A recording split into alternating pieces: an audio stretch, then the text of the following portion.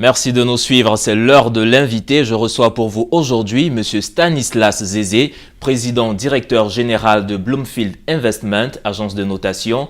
Avec lui, nous parlerons de l'importance de l'intelligence économique au service du développement.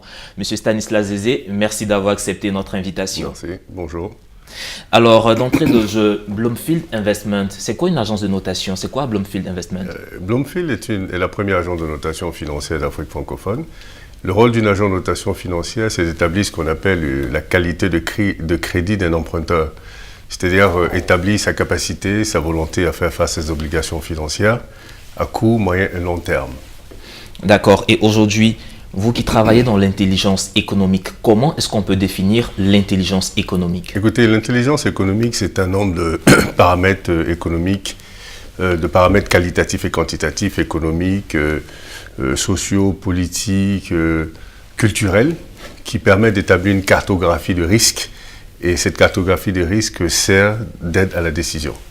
Alors, elle sert d'aide à la décision. Donc, c'est quoi? C'est principalement pour les entreprises, pour des particuliers, ou c'est pour les États? Vous travaillez en réalité, c'est pour tout le monde, hein, si vous voulez. C'est pour les investisseurs, c'est pour les administrateurs, les politiciens, tous ceux qui sont supposés prendre des décisions, mettre en place des politiques publiques, ceux qui sont supposés prendre des décisions d'investissement, des entreprises dans le cadre de stockage, de prévision, tout ce que vous voulez. C'est une cartographie qui permettra de maîtriser en fait son environnement. L'environnement dans lequel on évolue, dans l'environnement dans lequel l'environnement dans lequel on évolue. Voilà. Alors, vous qui êtes en train de vous développer en Afrique, vous implantez un peu partout. En Afrique de l'Ouest, comment se porte justement l'intelligence économique? Très bien d'ailleurs, et même la notation financière également. Nous avons commencé il y a 12 ans, c'était très timide parce qu'évidemment nous sommes dans un environnement culturel qui était nécessairement pas favorable à ce genre d'instrument. Mais force est de comprendre que très rapidement, avec la pédagogie que nous avons faite, nous sommes arrivés à un niveau où les gens sont demandeurs, de façon volontaire d'ailleurs. Et ce que je trouve extraordinaire, c'est que ça permet justement de mettre à disposition des informations nécessaires qui permettent aux investisseurs, aux politiciens, aux chefs d'entreprise de prendre des décisions informées. Alors justement, ces décideurs, ces chefs d'entreprise-là, est-ce qu'en Afrique, les chefs d'entreprise ont conscience de l'importance de l'intelligence économique? Est-ce qu'ils sont nombreux à vous solliciter, à solliciter vos services? Disons qu'ils ont commencé à prendre, enfin évidemment il y en avait beaucoup qui étaient déjà conscients de ça, mais de plus en plus. On commence, comme je vous ai dit, hein, nous avons transformé un peu cet environnement où les gens commencent petit à petit à comprendre l'utilité d'avoir suffisamment d'informations avant de prendre une décision. On peut prendre une décision qui est risquée, mais au moins, on a les informations nécessaires qui nous permettent d'anticiper le type de risque qu'on prend et prendre justement des mesures correctives éventuellement ou se préparer dans tous les cas. Donc je crois qu'aujourd'hui, il y a quand même une prise de conscience qui est très importante d'ailleurs de l'utilité de l'intelligence économique dans les décisions qui sont prises. Alors, dans les décisions qui sont prises, justement au niveau des États qui font des plans nationaux de développement sur une période de 10 ans, 15 ans, 20 ans, est-ce que vous êtes associé aux perspectives des États? Oui, parce que nous avons commencé déjà, enfin nous sortons des rapports de risque pays que nous distribuons aux responsables des pays concernés d'ailleurs. Et si vous regardez la Côte d'Ivoire par exemple, cette année nous organisons en avril la 3e édition de la conférence débat de risque pays. Évidemment, c'est de l'intelligence économique où nous allons mettre en relief la cartographie de risque de la Côte d'Ivoire, parler des points positifs, des faiblesses, des opportunités. Et nous aurons une série de panels et de débats. Sur chaque panel, vous aurez un membre du gouvernement. Donc l'idée, c'est ça, c'est de créer une plateforme pour discuter de l'intelligence économique qui permettrait après d'avoir suffisamment d'informations et à travers le rapport que nous sortons également, pouvoir prendre des décisions adéquates pour mettre en place des politiques publiques. Alors, sur quoi se basent vos travaux? Comment vous allez rechercher ces informations économiques-là? Écoutez, on les prend un peu partout.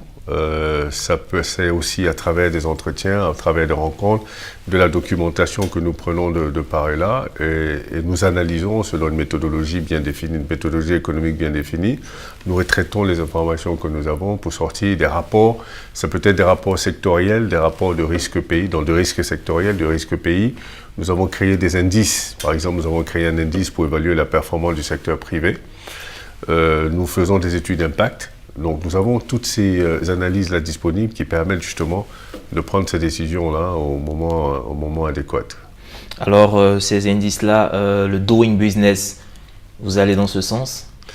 Non, nous allons peut-être plus en profondeur du doing business. Doing business, c'est une indication d'un environnement sur un certain nombre de paramètres. Nous sommes dans une logique d'analyse empirique où nous allons donner une opinion même sur l'environnement des affaires. Donc je pense qu'on va beaucoup plus en profondeur que le doing business, qui est une indication qui est, si vous voulez, un peu gravée dans le marbre parce que c'est annuel.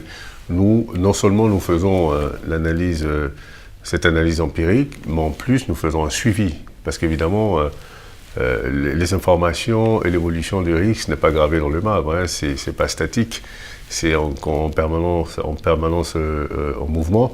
Donc évidemment, nous faisons un suivi permanent de sorte à pouvoir informer, mettre à jour les informations que nous avons, de sorte à ce que les décisions qui sont prises peuvent être ajustées en fonction de l'évolution justement de la cartographie de risque. Alors, au risque de se tromper, l'intelligence économique, est-ce que ça ne rime pas un peu avec l'espionnage industriel économique, aller rechercher des informations Non, c'est complètement différent. L'espionnage, c'est toujours dans une... c'est déjà quelque chose si vous voulez, de secret, de caché, et dans une optique précise, c'est-à-dire de pouvoir découvrir quelque chose qui n'est pas supposé être découvert. Ce qui n'est pas le cas. L'intelligence économique, c'est de mettre à disposition des décideurs des informations, des fois publiques, analysées et, si vous voulez, rendues user-friendly pour leur permettre de prendre des décisions. Donc, nous sommes ces genres de structures-là qui mâchouillent, si vous voulez, l'information et les rendent prêtes à utiliser. Ce qui est complètement différent de l'espionnage qui est dans une optique, si vous voulez, ça peut être dans une optique de nuit ou une optique de gagner, de pouvoir gagner des parts de marché parce qu'on voudrait avoir des informations sur comment fonctionne notre entreprise. Donc c'est différent. Complètement différent. D'accord. Et justement, j'aimerais revenir sur un terme que vous avez utilisé tout à l'heure, les risques pays. Oui. C'est quoi exactement les risques pays? Le risque pays, c'est la cartographie de risque d'un pays. Quand on parle de risque, ce n'est pas forcément négatif, il y a des risques positifs. Donc la cartographie va mettre en relief, si vous voulez, la performance du pays, donc les aspects positifs. Donc si vous voulez, tout ce qui fonctionne bien. Vous avez ce qui fonctionne moins bien, donc les faiblesses. Vous avez les opportunités, parce que les faiblesses constituent finalement des opportunités. Et donc, on va parler de qu'est-ce qu'il faut pour améliorer ces faiblesses-là et qu'est-ce qu'il faut pour renforcer les points qui sont déjà positifs. Donc, c'est vraiment une discussion autour, ou alors un rapport autour de cette cartographie-là pour donner des indications précises aux investisseurs qui voudront investir dans ce pays, aux politiques qui sont à l'origine des politiques publiques, d'avoir des indications très claires qui permettraient de les orienter vers les politiques publiques à mettre en place qui soient adéquates pour répondre aux besoins de développement de leur pays. Alors en quelques mots, si vous deviez résumer l'intelligence économique et son importance pour les nations, pour notre continent africain, quel serait votre dernier mot? Je pense que l'intelligence économique est cruciale, spécialement pour les pays africains. Nous sommes dans une logique de développement. Est crucial en ce sens où nous avons énormément de retard. Il faut rapidement rattraper le retard. On ne peut pas se tromper dans le type d'investissement qu'on fait. On ne peut pas se tromper dans le type de politique publique qu'on met en place. Donc on a besoin d'avoir suffisamment d'informations. On a besoin d'avoir cette intelligence économique-là pour prendre les bonnes décisions de sorte à rattraper de façon très rapide ce retard immense que l'Afrique a par rapport au reste du monde. Merci beaucoup, Monsieur Stanislas Zézé. Merci. Vous l'avez compris. Aujourd'hui, nous parlions de l'importance de l'intelligence économique au service du développement et nous étions avec Monsieur Stanislas Zézé, président directeur général de Bloomfield Investment, agence de notation. Mesdames et messieurs, l'information se poursuit sur Medi 1 TV Afrique.